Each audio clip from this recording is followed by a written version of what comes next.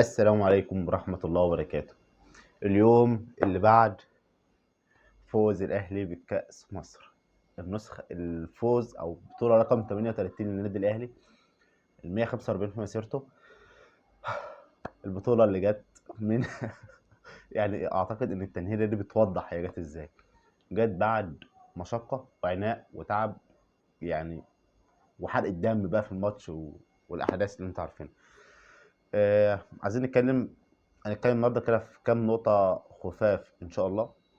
في البداية أنا كنت في الفيديو اللي فات أو الفيديو اللي بعد الماتش كنت قلت إن عبد الله السعيد اتصاب أو أصاب كريم فؤاد الماتش اللي فات بتاع الأهلي وبيراميدز، وكريم فؤاد جاله قطع في الرباط الصليبي، وقلت يعني مش عارف كلام من هذا القبيل.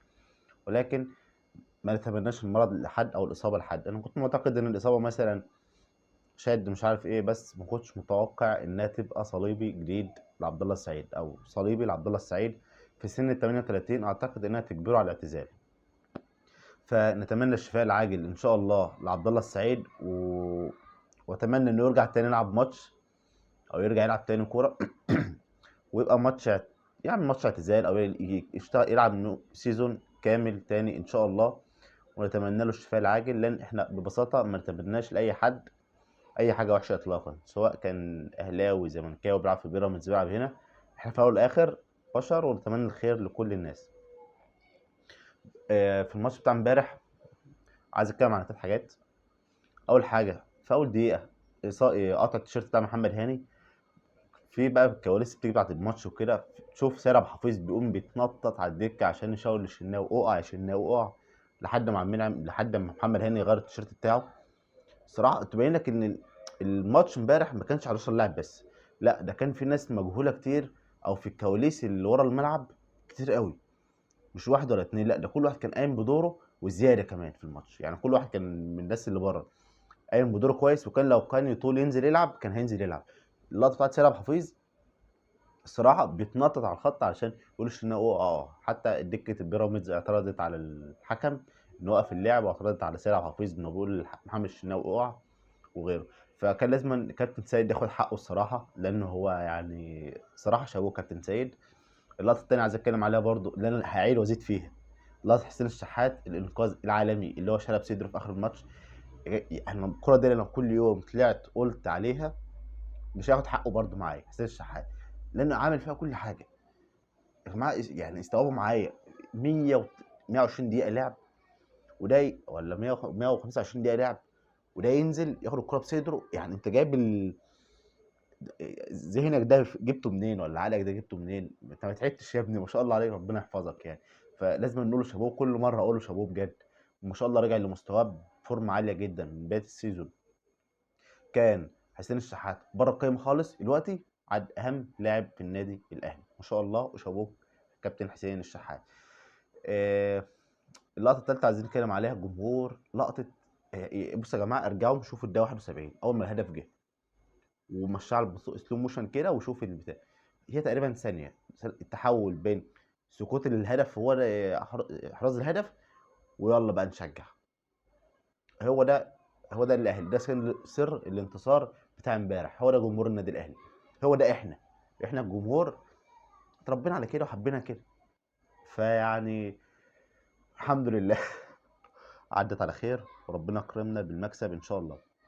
بعد الماتش بتاع امبارح طبعا كان في حارس كتير. آه، طبعا محمد عبد المنعم بدايه اتغرم على طول بعد الاحتفالات بساعه تقريبا، او هو بيحتفل، ممكن تكون غرامه طلعت بغرامه ماليه كبيره علشان الطرد بتاع محمد عبد المنعم. بالنسبه طبعا للطرد، هو طبعا في الاول والاخر سلوك غير رياضي، ومحمد عبد المنعم اعتذر، وده لقطه جميله جدا ان هو اعتذر قدام الناس طبعا على قناه الاهلي، ورجع اعتذر تاني على الانستجرام على حسابه الشخصي لسيف الدين ولا اعتذر للاعب بتاع بيراميدز المهاجم فخر الدين بن يوسف، اعتذر له واداره مداخله شر زي ما بنقول. بالنسبه للعقوبات، محمد عبد المنعم عقوبه ماليه ضخمه. النادي الاهلي غرامه 20000 جنيه علشان دخل الملعب.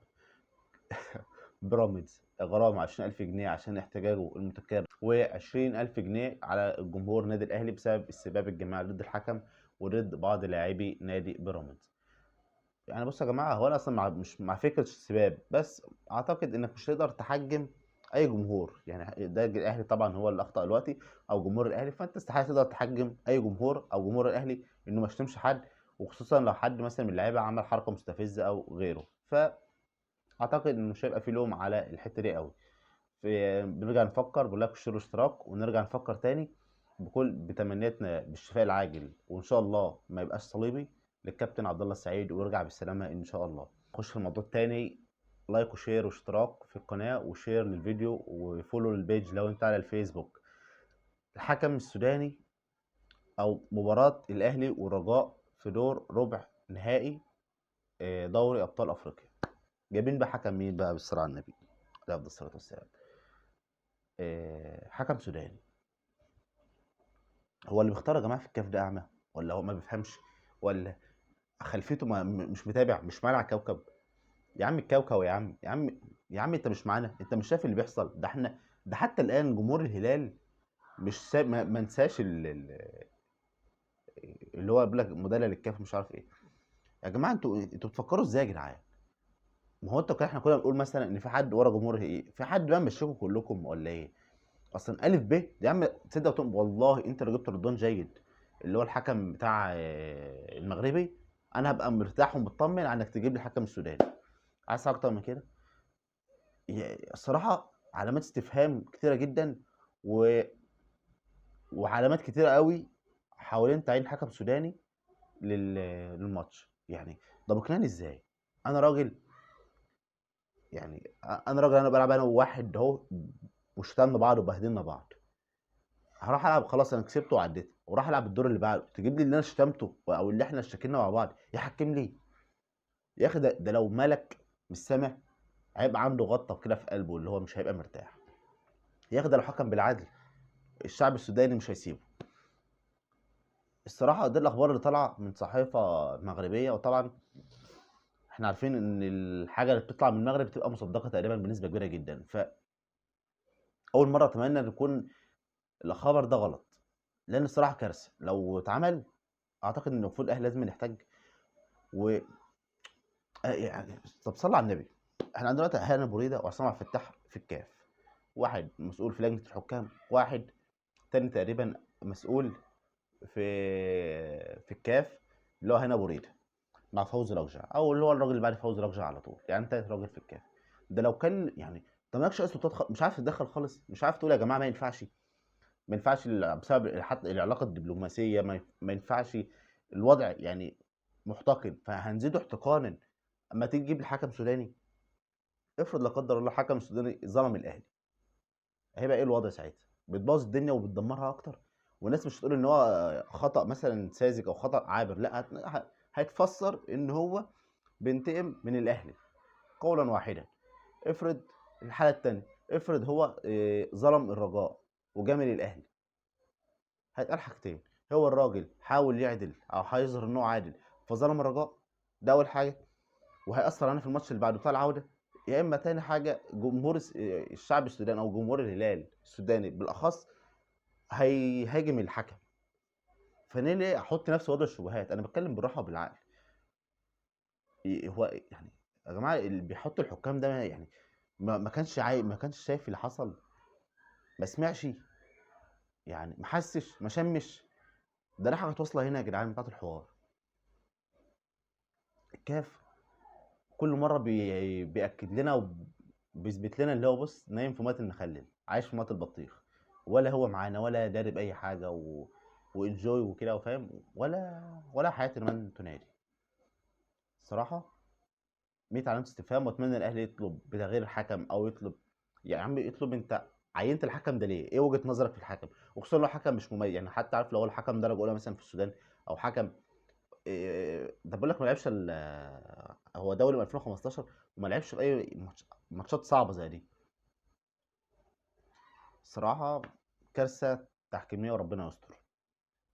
هنشوف اللي هيحصل.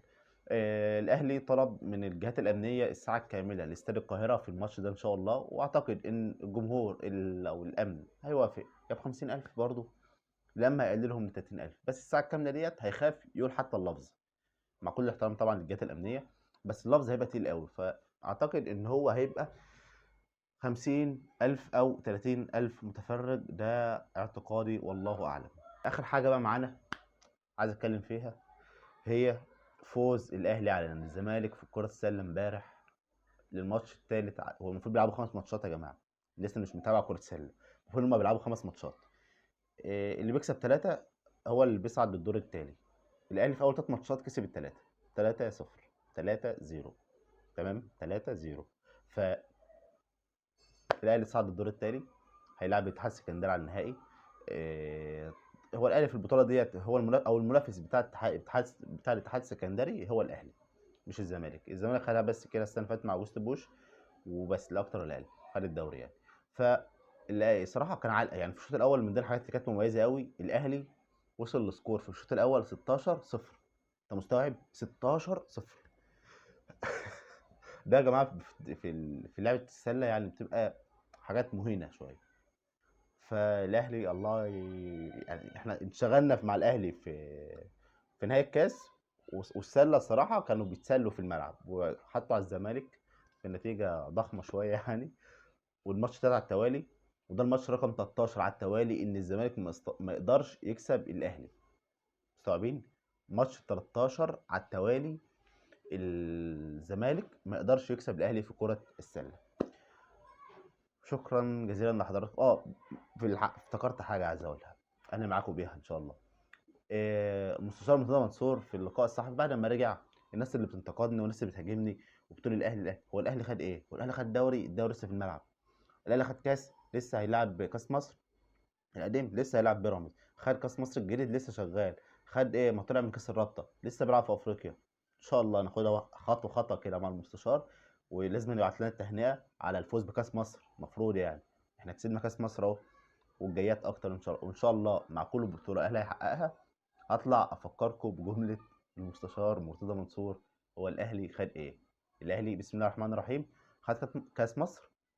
وتاني حاجه ان شاء الله في يعني لو كسب 3 ماتشات الجايين تقريبا كمان هيعتبر فنش الدوري او يعتبر خلص الدوري. لان الصراحه الاهلي طايح. ونتقابل في حلقه جديده مع احمد ايهاب. السلام عليكم.